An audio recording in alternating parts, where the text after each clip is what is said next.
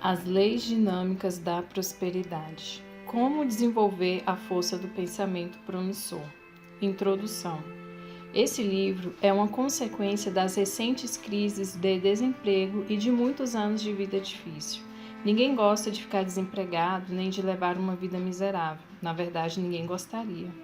Durante 15 anos, tentei encontrar um livro como este. Durante todos aqueles anos em que vasculhei todas as bibliotecas que passei e cheguei à conclusão de que existem muitos livros que sugerem várias ideias para se ser bem-sucedido, mas em nenhum deles encontrei uma relação de leis simples e concisas para assegurassem o êxito. Depois de enviuvar e com um filho para criar e educar, comecei a procurar um livro como este. Como não tivesse nenhuma especialização e nenhuma renda, eu teria dado o que fosse possível para, naquele tempo, conhecer a verdadeira força do pensamento promissor. Durante algum tempo, me senti deprimida, com a saúde debilitada, solidão, falta de dinheiro e uma sensação de fracasso total. Parecia que o mundo todo estava contra mim e que tudo o que fazia saía errado. Mas tendo que assegurar a subsistência de meu filho, eu não podia deixar-me dominar pelo fracasso. Tinha que vencer em benefício dele e de mim próprio. Finalmente, numa época de maiores dificuldades, tanto emocionais como físicas e financeiras, tomei conhecimento da força do pensamento como um meio de êxito ou fracasso. Aprendi que o fracasso é, basicamente, resultado de um pensamento negativo. Compreendi que o uso adequado da mente poderia ser a solução para uma existência saudável, feliz, próspera e bem-sucedida. No momento em que tomei consciência desse maravilhoso segredo para o sucesso, a minha maré começou a mudar drasticamente. A origem do pensamento promissor. Ultimamente, tem-se ouvido falar muito sobre o pensamento positivo. Em consequência das crises de desemprego e de anos difíceis, outra expressão apareceu: pensamento promissor. O verbo prosperar significa florescer, ser bem-sucedido, prosperar, conseguir bons resultados. Você é próspero quando está vivendo em paz, com saúde e em fartura. Embora o pensamento promissor possa significar muitas coisas, ele basicamente dará a você força para fazer que os seus sonhos se realizem, seja para que você goze de uma melhor saúde, seja para que tenha um crescente êxito financeiro, uma vida pessoal mais feliz, mais instrução, ou faça mais viagens, ou consiga uma vida espiritual mais intensa. Este livro mostra claramente como o pensamento promissor tem ajudado as pessoas a conseguirem esses resultados em todas as etapas de suas vidas. Além do mais, ele mostra como o pensamento promissor pode proporcionar essas mesmas coisas para você também. À medida que você ler este livro, ou ouvir este livro, capítulo por capítulo, você começará automaticamente a desenvolver o pensamento promissor e quase com a mesma facilidade começará a colher uma safra de felizes resultados. O vendedor que transformava em ouro tudo que tocava. Há anos atrás, um vendedor usou a força do pensamento promissor, embora não tivesse consciência disso. Quando lhe perguntavam como vão os negócios, ele sempre dava a mesma resposta: os negócios estão ótimos, porque há partículas de ouro no ar. Para ele isso era realmente verdade. Ele acreditava totalmente nisso. Qualquer contato que fizesse resultava em venda. Depois de algum tempo, toda vez que seu nome era mencionado, as pessoas sempre diziam: sim, tudo que ele toca vira ouro. As leis para a prosperidade.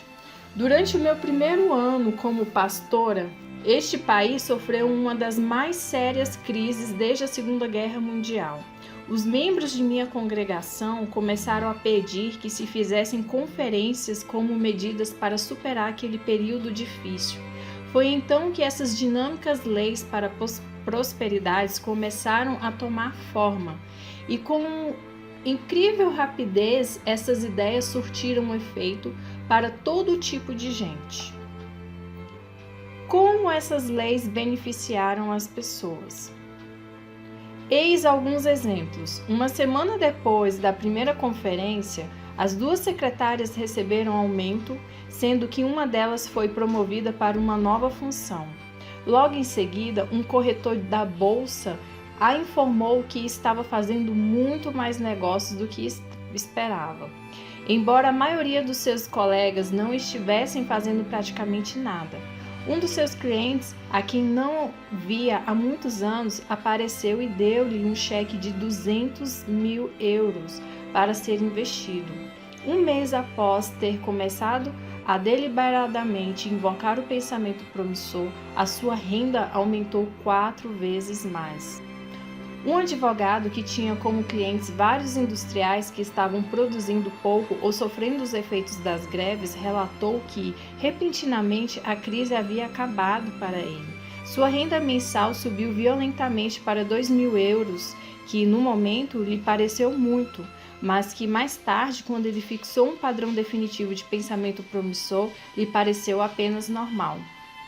O representante de um fabricante de aço, cujos negócios tinham sido afetados pela crise, contou que inesperadamente receberam um pedido de montante de 4.500 euros, embora nada tivesse feito para consegui-lo. Uma vendedora trabalhava numa grande loja de departamento com mais de 100 funcionários e todos eles só falavam de como a situação estava difícil. No final do mês, após ter deliberadamente começado a usar o pensamento promissor, ela foi a única a receber uma comissão por ter vendido mais do que sua cota mensal. Os outros funcionários tinham considerado que a situação estava difícil e por isso mesmo nada conseguiram. O dono de uma loja de eletricidade tinha a receber contas no valor de 750 euros. Quando ele começou a pensar nos seus devedores como pessoas prósperas, ele recebeu o que lhe era devido sem mais delongas. Um relojoeiro tinha uma conta a receber. Ele tentara cobrá-la por todos os meios, mesmo cartas indelicadas, mas tudo saiu sem resultado.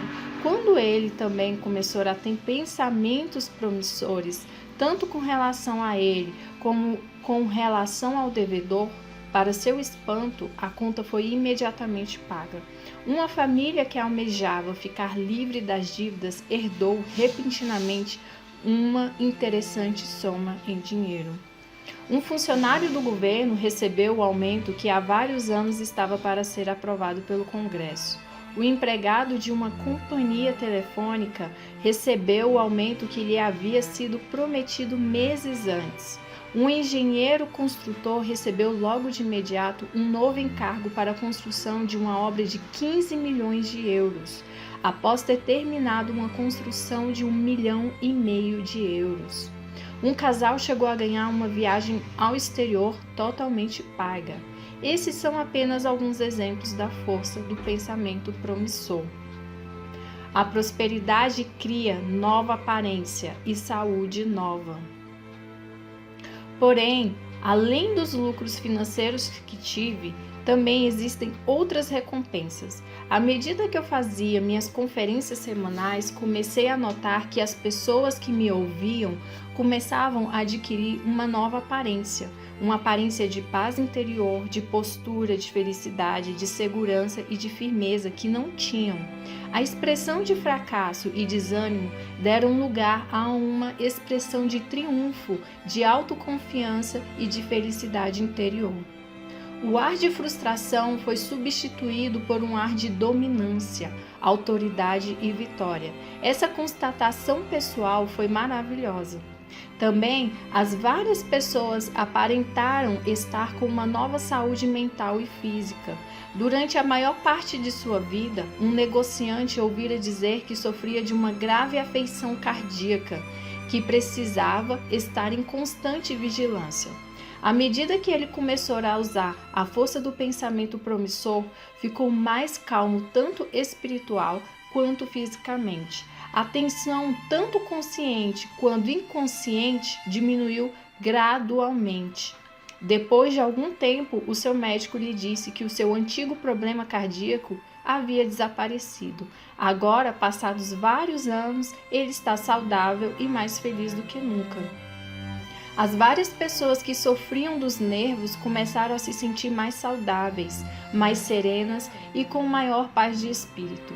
Neste grupo, havia uma dona de casa que durante anos consultara vários médicos que nada de anormal constatara no seu organismo. Quando ela começou a deliberadamente pôr em prática o pensamento promissor, começou a pensar nos outros com mais ternura, inclusive em seu marido. Sua nova disposição de apreço fez com que ele sentisse que estava recebendo de sua mulher uma consideração como há muitos anos não recebia. Isto, por sua vez, aumentou sua autoconfiança e contribuiu para que fosse mais bem-sucedido em seu trabalho. O êxito que teve em seu trabalho trouxe a esse casal uma felicidade e uma satisfação que há muito não sentiam. A saúde dela melhorou tanto que em pouco tempo parecia ser muito mais jovem, e à medida que ela se sentia mais feliz, as suas dores e sofrimentos desapareceram. Toda a sua aparência muda. Uma mulher de negócios, solitária e infeliz, que havia tentado suicidar-se várias vezes, ficou tão interessada nas leis para a prosperidade que começou a sentir interesse por outras coisas além de si mesma. Isso lhe proporcionou uma vida mais feliz e mais equilibrada. Nunca mais pensou em se suicidar. Umas boas donas de casa, assim como um homem de negócios que tinha um vício de beber às escondidas, causando sérios problemas, começaram a ter novas esperanças quando começaram a usar o pensamento promissor, pois começaram a perceber que seus problemas de alcoolismo podiam ser superados. À medida que ficavam mais confiantes, eles foram sentindo que seriam capazes de resolver seus conflitos e hostilidades interiores. O vício da embriaguez foi pouco a pouco desaparecendo. Vários casamentos foram salvos. Depois que ou o marido ou a mulher começou a invocar essas leis para a prosperidade, uma pessoa que se havia divorciado voltou e se casou novamente. Várias pessoas solteiras e solitárias se casaram, entre elas uma que era viúva há 20 anos. Um negociante que sempre detestara seu trabalho percebeu, à medida que usava esses pensamentos, que começava a ver seu trabalho sob um novo prisma e em pouco tempo não detestava mais. O vendedor tinha razão. O vendedor tinha razão. Há partículas de ouro no ar para você, para mim, para todo mundo. Os economistas sabem disso, pois declaram que estamos entrando numa das mais ricas eras que o mundo jamais conheceu e eles denominam os dourados anos 70. Os cientistas sabem que há partículas de ouro no ar, pois eles declaram que este universo é composto apenas de energia radiante e de éter, sobre os quais os homens têm um controle ilimitado. Os psicólogos e os metafísicos sabem que as partículas de ouro existem. Eles declaram que o homem constrói o seu mundo com a rica e ilimitada essência que existe dentro e em torno dele, através dos seus pensamentos, emoções e ações. Assim sendo, continuemos confiantes, sabendo que há partículas de ouro por toda parte. Ao começar a ler este livro, seja quais forem as suas condições de vida, faça disso a sua profissão de fé. Há partículas de ouro no ar, para mim. Através do meu pensamento preciso, deliberado e promissor, começo agora a assimilar as partículas de ouro. Agora mesmo estou começando a sentir os resultados daquelas partículas de ouro. Passe logo para as páginas seguintes, as quais lhe revelarão, além de muitos outros, os emocionantes segredos das partículas de ouro. Catherine Ponder. Capítulo 1. A surpreendente verdade sobre a prosperidade. A surpreendente verdade sobre a prosperidade é que ela está surpreendentemente certa e não surpreendentemente errada com relação à sua prosperidade. Russell H. Cowell salientou isso nas suas famosas conferências Terras de Diamantes. Eu declaro que você tem que ser rico. Você não tem o direito de ser pobre. Viver e não ser rico é uma desgraça, e sempre duplamente uma desgraça, porque você tanto pode ser rico como ser pobre. Todos temos a obrigação de ser ricos, porém somente pelos meios honestos e justos, que são os únicos meios que nos impelem impetuosa e rapidamente rumo às riquezas. Note, porém, que a palavra rico significa possuir bens em abundância, ou levar uma vida mais farta e mais prazerosa. Realmente você é próspero quando estiver se sentindo em paz, com saúde, feliz e vivendo em abundância. Existem meios honestos que podem ajudá-lo a alcançar rapidamente este objetivo. É muito mais fácil de se conseguir do que você imagina. Essa também é a surpreendente verdade com relação à prosperidade. Há algumas décadas atrás, um homem de negócios afirmou que os líderes religiosos do futuro teriam de prestar mais atenção em como ajudar os seus fiéis a resolverem os seus problemas econômicos e pessoais do presente, e que teriam que se preocupar menos com o passado ou com o futuro. Estou de pleno acordo com esse negociante e desejo ajudá-los a fazer apenas isto: resolver os seus atuais problemas financeiros e pessoais. À medida que você os resolve, os problemas do seu passado e do seu futuro ficarão certamente sob o seu controle. Você deve almejar a prosperidade. Uma das maiores emoções que jamais senti foi, talvez, quando comecei a fazer minhas conferências sobre prosperidade. Logo percebi que muitas pessoas que assistiam às conferências estavam lutando para superar o velho dilema se deveriam ou não desejar prosperar. Elas, sem dívida, desejavam a prosperidade como qualquer pessoa normal a deseja. Parecia, porém, que elas intimamente duvidavam se deviam ou não almejá-la, ambicioná-la e principalmente sobre o ponto de vista espiritual. A maioria dos homens de negócios que assistiam às conferências pareciam se sentirem culpados por deixar ser próspera, embora, sem dúvida, lutasse diariamente por tanto no seu trabalho. Obviamente, eles mentalmente ainda se perguntavam se a pobreza era uma virtude espiritual ou um simples vício. Esse entrechoque mental estava provocando um efeito conflitante em seus negócios e que neutralizava os seus esforços para serem bem-sucedidos, não importando o quão arduamente trabalhassem. Logo se tornou evidente que seria necessário transmitir ideias ousadas ou mesmo até chocantes sobre este assunto, a fim de destruir as crenças tacanhas que haviam acorrentado essa gente a uma vida medíocre por anos a fio. Ao perceber isto, usei algumas horas de minhas conferências para explicar em como Deus, o homem e a prosperidade estão divinamente relacionados entre eles. Depois que o choque inicial dessas ideias passou, essa boa gente ficou bastante reconfortada e muito feliz, pois finalmente não precisava mais se sentir culpado por desejar prosperar. Foi então que começaram a logo sentir os resultados anteriormente descritos.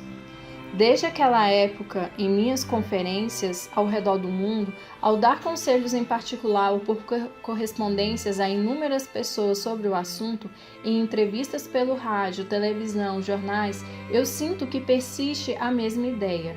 Pessoas realmente formidáveis ficam totalmente confusas se devem ou não considerar a prosperidade como uma bênção espiritual. Mas, como se sentem tranquilas quando se demonstra que isso é definitivamente certo? A pobreza é um pecado. E eu novamente digo que é surpreendentemente certo e não errado você querer prosperar. É lógico que você não pode ser completamente feliz se você for pobre, e você não precisa ser pobre. É um pecado. A pobreza é uma espécie de inferno causado pela cegueira do homem para com a ilimitada bondade de Deus.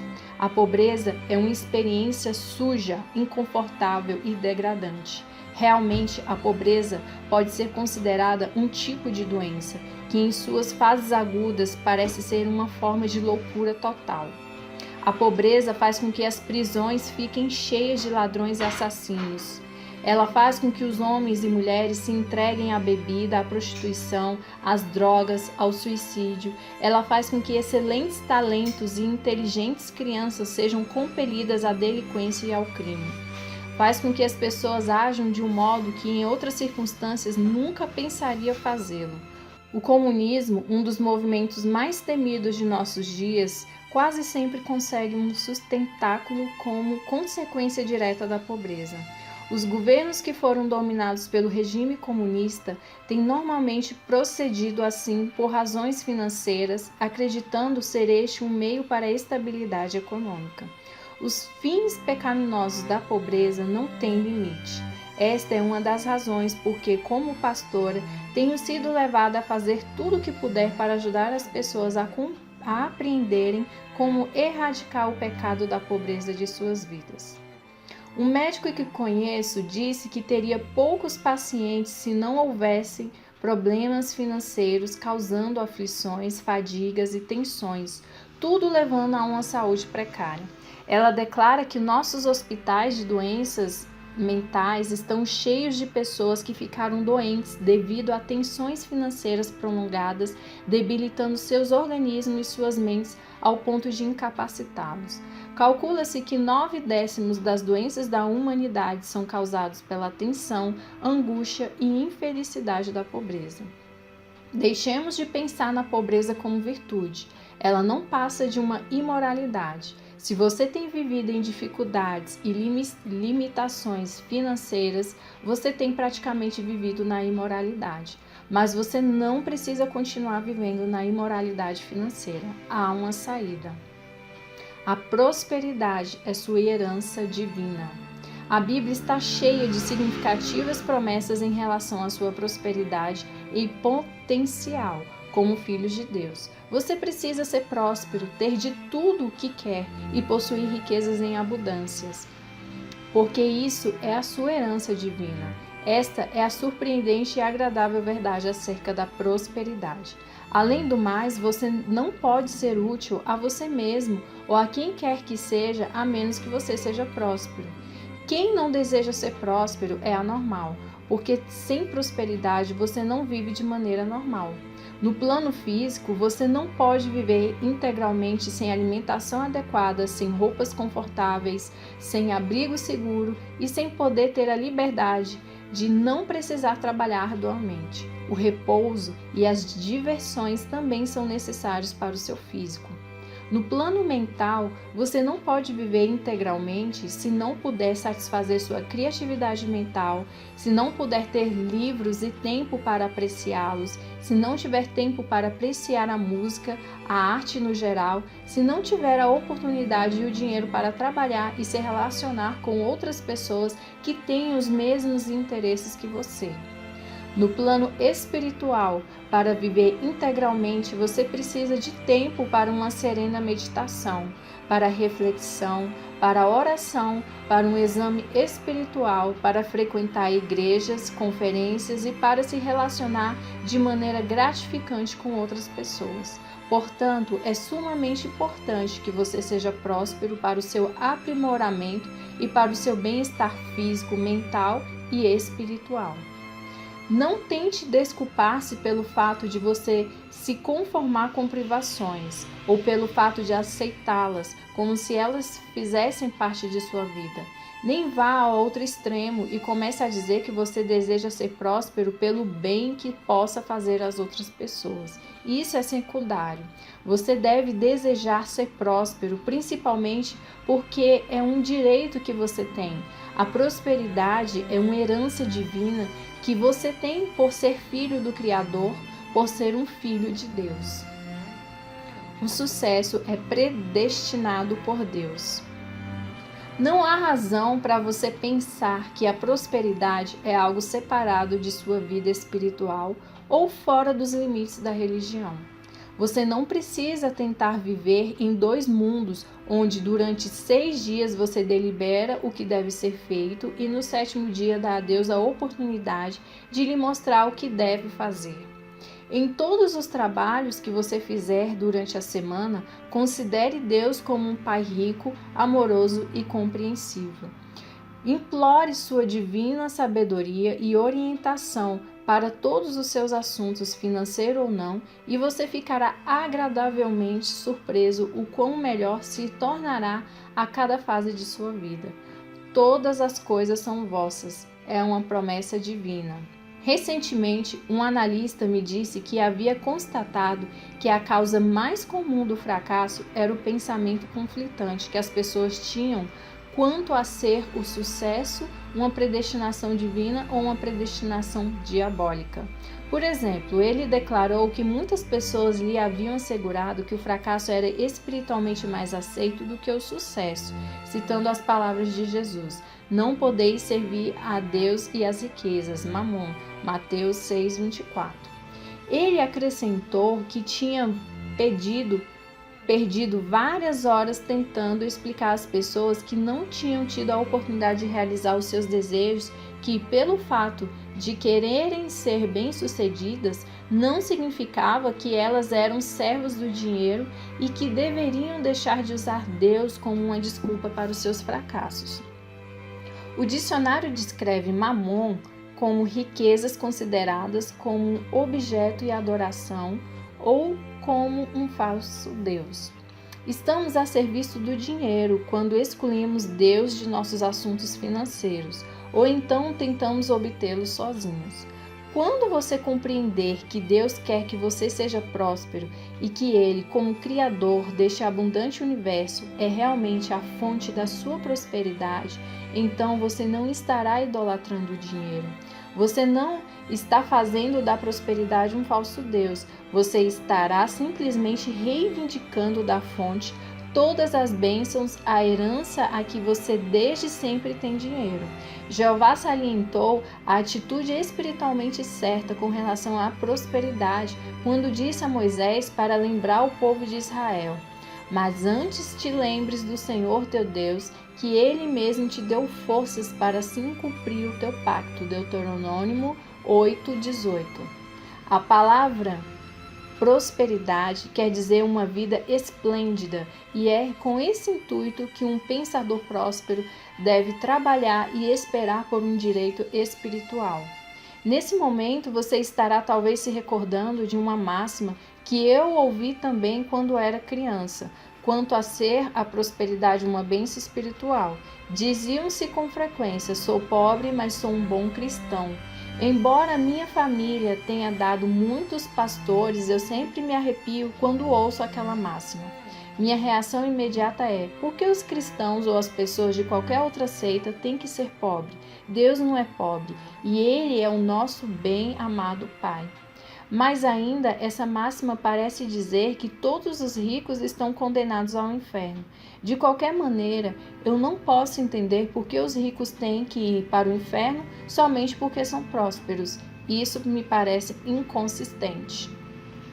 A Bíblia é um manual para a prosperidade. Quando resolvi ser pastora, decidi, ao meu modo, estudar o ponto de vista da Bíblia sobre a prosperidade versus a pobreza. Foi uma agradável surpresa constatar que a Bíblia é o maior manual jamais descrito sobre prosperidade. A Bíblia mostra claramente que você não está agradando a Deus e muito menos a si mesmo se você se conformar com as suas privações e limitações. É justamente no primeiro capítulo que o universo criado para o homem é descrito, e é no último livro da Bíblia que o paraíso é simbolicamente descrito com palavras bastante significativas. A maioria dos grandes homens bíblicos nasceram ricos, tornaram-se ricos ou tiveram acesso às riquezas, toda vez que se fizesse necessário. Entre eles podemos citar Abraão, Jacó, José, Moisés, Davi, Salomão, Isaías, Jeremias, Neemias, Elias e Eliseu, do Velho Testamento, Jesus e Paulo, do Novo Testamento. A vida e os ensinamentos de Jesus apresentam a clara evidência de sua compreensão nas leis para a prosperidade. Quando criancinha, ele recebeu ricos presentes dos reis magos. No entanto, Jesus tem sido descrito como um homem pobre, sem um lugar onde encostar sua cabeça. Ele e seus pais tinham um lar em Nazaré e ele era alegremente bem acolhido, tanto em casas de pobres como em casas de ricos, em toda a Palestina. Durante uma festa de casamento, ele fez seu primeiro milagre produzindo um vinho na mais excelente qualidade, como valioso presente ao seu anfitrião. Ele não hesitou em usar as leis para a prosperidade, a fim de alimentar milhares de pessoas que estavam no deserto. Sua parábola sobre o filho pródigo encerra uma excelente lição sobre a prosperidade.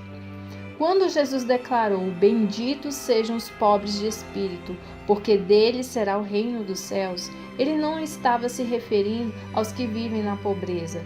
Pobres de espírito significa aqueles que são humildes e suscetíveis, sem orgulho e sem presunção.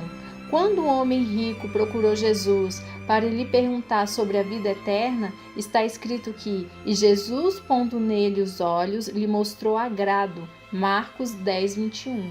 Jesus lhe disse para vender tudo o que tinha a fim de conseguir a vida eterna, pois ele percebera que o homem, ao invés de controlar sua fortuna, estava sendo dominado por ela. Mais tarde, Jesus comentou compassivamente: "Que difícil é entrarem para o reino de Deus e os que confiam nas riquezas." Marcos 10, 24. Seu interesse e seus contatos com o mundo das finanças levou a designar um dos seus apóstolos como cobrador de impostos e de nomear outro apóstolo como tesoureiro para tratar de suas finanças e do pagamento dos seus impostos ao governo romano. Mesmo seu manto sem costuras era considerado tão valioso que os soldados, ao pé da cruz, tiraram a sorte para recebê-lo. José de Arimateia, um homem de posses, foi quem solicitou a Pilatos o corpo de Jesus e quem o enterrou em seu próprio túmulo. Jesus demonstrou interesse pela prosperidade de seus discípulos, ensinando os pecadores onde encontrar boa pesca, depois que eles tinham fracassado em apanhar qualquer coisa. Por que a pobreza não é espiritual? Você pode querer saber por que se fala tanto em sacrifícios, perseguições e tempos difíceis como sendo coisas necessárias para uma vida espiritual. A história revela que os estimulantes e práticos ensinamentos da Bíblia continuaram sendo observados durante os primeiros séculos depois de Cristo. No entanto, logo depois, a religião se secularizou, provocando modificações e divergências nos primitivos ensinamentos de Cristo. Mais tarde, durante a Idade Média, os sistemas feudais asseguraram a fortuna apenas para alguns poucos privilegiados. Naquele tempo, a fim de manter o povo na pobreza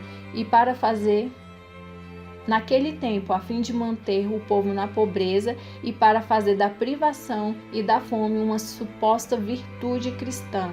O ensinamento da pobreza e penitência era apresentado às massas como o único meio de salvação. Algumas dessas velhas ideias feudais sobre a pobreza como uma virtude espiritual persistem até nossos dias, mas são ideias falsas feitas pelo homem e não representam a rica verdade de Deus para você e para mim. Portanto, não se desculpe e não procure desculpar os outros por desejarem prosperar. Isto é um desejo divino, ao qual se devem dar uma representação divina. Você pode, sem medo, dar graças por a prosperidade ser sua herança divina, por ser o desejo do Pai que você tenha bens ilimitados e não apenas os meios para uma parca existência. Atitudes certas pagarão suas dívidas. Agora, a fim de ajudar você a ficar seguro quanto às importantes atitudes a tomar para a prosperidade, de que Deus é a fonte da subsistência do homem como criador deste rico universo e de que, portanto, ele deseja para você as riquezas do universo, sugiro parafrasear as frases do Senhor Deus a Moisés: "Eu me lembrarei do Senhor Deus, pois foi Ele que me deu a capacidade de descobrir riquezas." Você pode estar pensando: sim, Mas será esse um modo prático de pensar? Poderão realmente essas atitudes ajudar a calçar criancinhas e pôr comida na mesa e a pagar a renda? Sim, elas podem. Há pouco tempo conversei com uma jovem senhora que parecia ter tudo contra ela.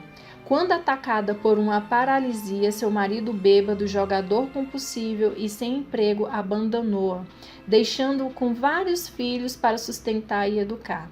A casa que tinham estava hipotecada. Por lei, o marido fora obrigado a lhe dar uma pequena pensão mensal para o sustento dos filhos, a qual, no entanto, não chegava para fazer frente às suas necessidades.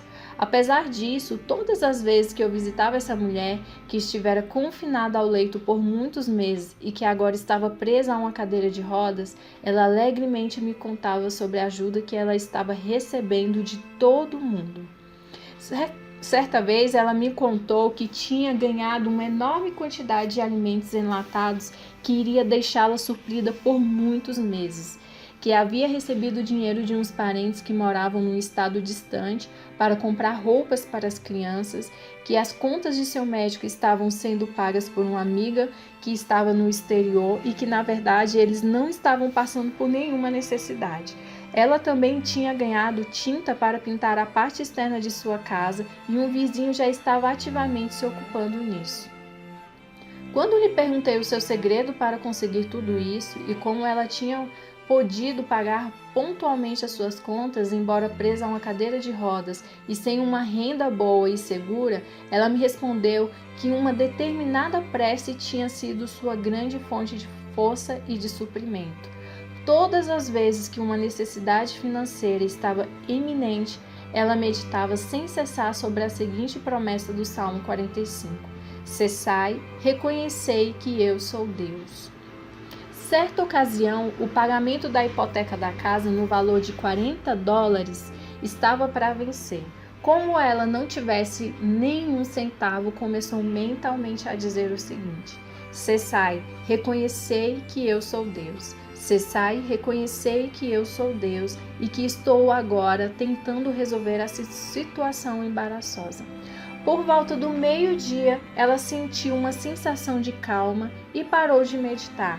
Cerca de 1 hora depois, enquanto uma parente lhe serviu o almoço, entrou um vizinho que colocou algum dinheiro em sua mão, dizendo: Estivemos pensando em você na escola dominical. Havia um dinheiro extra na tesouraria e decidimos compartilhá-lo com você. A quantia que ele lhe dera era $40 que estava precisando. Essa mulher, tendo reconhecido Deus como a fonte de seu suprimento, provou que essa fonte nunca desamparava. Mesmo nas piores circunstâncias, seja quanto à sua saúde precária, seja quanto ao seu infeliz casamento, ou seja quanto à sua instabilidade financeira, é lógico que seu desejo é ser autossuficiente e financeiramente independente para não precisar dos favores dos parentes, vizinhos e amigos. Sem dúvida alguma, ela conseguirá o seu desejo à medida que perseverar em ter um pensamento promissor. Agora, após muitos anos, ela está recomeçando a andar e logo estará em condições também para poder trabalhar. Entre mentes, ela está provando que o maravilhoso auxílio divino pode aparecer das mais imprevistas maneiras para fazer frente às necessidades do momento, por mais difíceis que sejam as circunstâncias.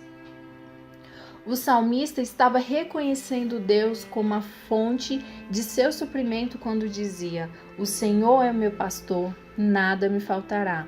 Essa é uma excelente prece para a prosperidade e para ser repetida inúmeras vezes. Uma dona de casa necessitava de 100 euros para pagar 2 contas que iriam vencer no fim de semana. No início da semana, todas as vezes que começava a ficar apreensiva sobre os meios que teria para saldar as contas, ela dizia repetidas vezes: O Senhor é meu pastor e nada me faltará. Na sexta-feira pela manhã, no dia do vencimento, chegou um cheque pelo correio no valor de 110 euros. era de uma companhia para a qual seu marido havia trabalhado vários anos.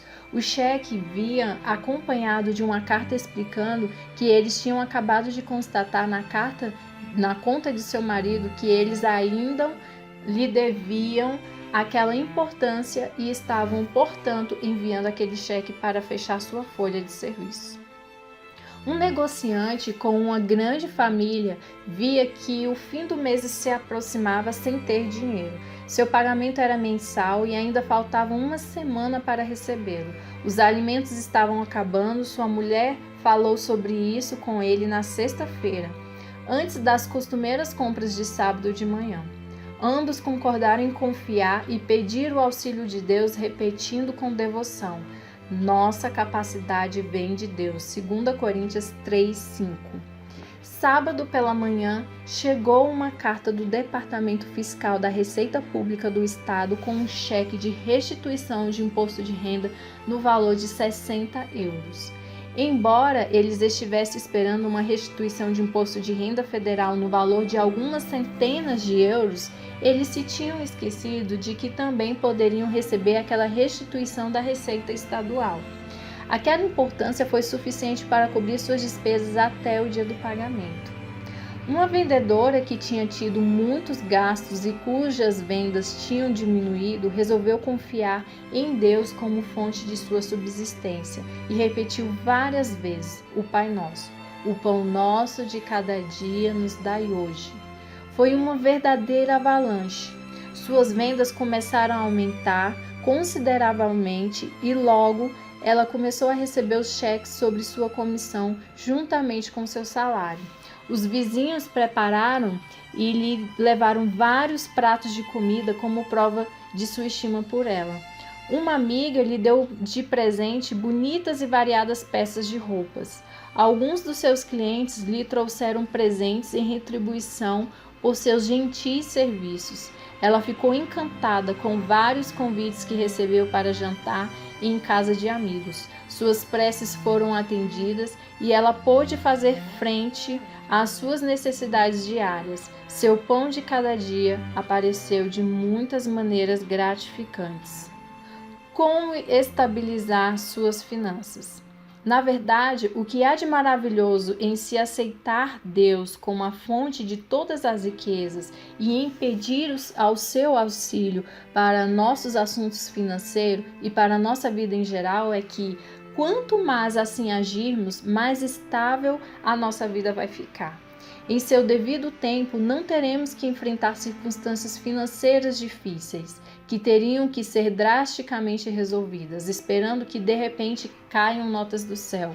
Pelo contrário, as nossas finanças melhorarão cada vez mais, de modo que sempre teremos recursos para fazer frente às nossas necessidades. O salmista deu ênfase ao que acontece quando você sistematicamente pensa em Deus como a fonte de sua subsistência.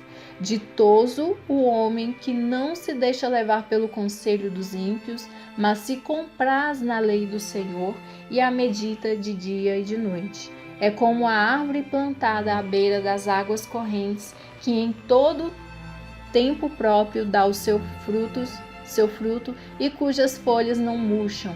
Tudo o que ele fizer há de medrar. Salmo 1.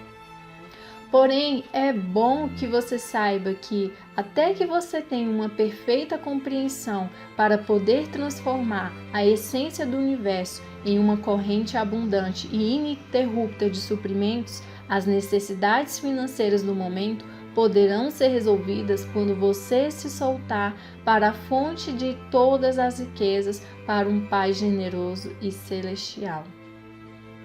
O elo entre o pensamento e a subsistência.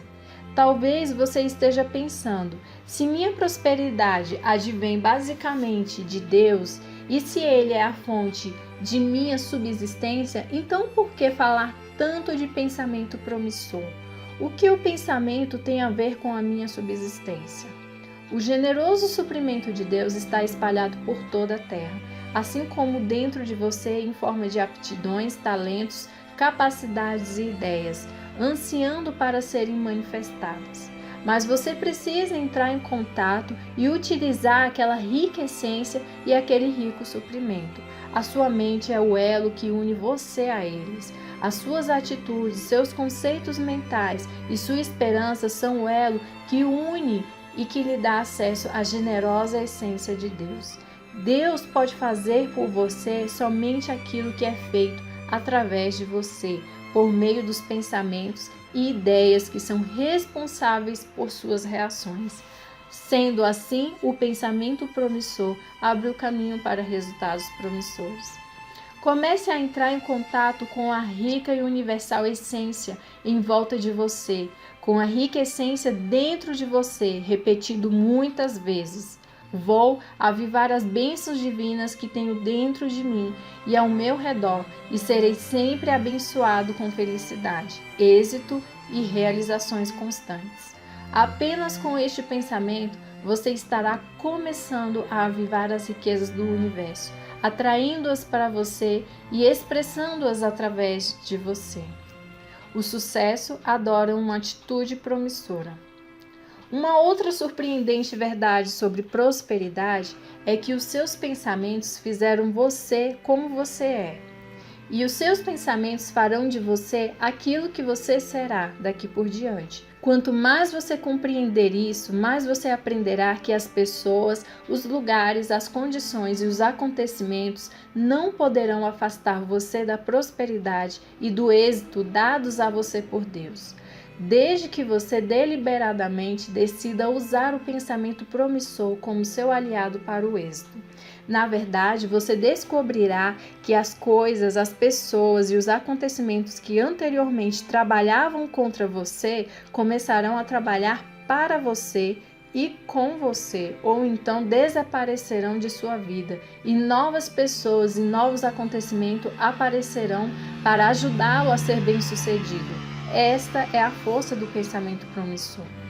Alguns entendidos acreditam que um pensamento promissor é mais forte do que milhares de pensamentos de fracasso e que, se duas atitudes promissoras forem sempre mantidas e expressadas, serão mais fortes do que 10.000 atitudes de fracasso. O sucesso adora uma atitude promissora. Disto você pode ter certeza. Um pai amoroso parece também adorar uma atitude promissora. Naturalmente, outras pessoas a adoram e são atraídas e trabalham para ela, mas detalhes sobre isso no próximo capítulo. Entre mentes, lembre-se que Deus é a fonte de toda a sua subsistência e entre então em contato espiritual com Ele, com a sua essência e com os seus pensamentos generosos que estão esperando que você tome posse deles. Eu sou o rico filho de um pai amoroso e devo agora aceitar e reivindicar sua imensa riqueza para mim, em cada etapa da minha vida. O meu sucesso concedido por Deus, na forma de pensamentos férteis e ricos resultados, vão se revelar agora. Lembre-se sempre dessas verdades surpreendentes sobre a prosperidade. É surpreendentemente certo e não surpreendentemente errado que você seja próspero. Que Deus criou um universo rico para você e Ele quer que você o desfrute. Que a prosperidade pode surgir imediatamente através do uso deliberado do pensamento promissor, o qual leva à manifestação de pensamentos fecundos, atos fecundos e resultados fecundos. Assim sendo, não tenho receio de pedir, muitas vezes, a orientação de um benevolente, atencioso e amoroso Pai, e como Moisés. Lembrai-vos de Deus Jeová, pois é Ele que vos dá força para conseguir as riquezas. Agora comece com alegria e com esperança a ler as leis dinâmicas para a prosperidade. As leis mentais e espirituais que podem e irão transformar sua vida. Salomão compreendeu a necessidade de explorá-las quando escreveu: aquele que deixa a disciplina experimentará indigência e ignomínia. Provérbios 13:18. A partir desta página, você pode começar a se livrar de limitações, privações e fracassos. À medida que você aceita e utiliza os simples, mas poderosos pensamentos dados neste capítulo e nas páginas que se seguem, você perceberá que está no esplêndido caminho para o sucesso. Além do mais, você vai ver que será uma experiência agradável que produzirá resultados gratificantes. Esta é a surpreendente e agradável verdade que ele encerra. Fim do capítulo 1.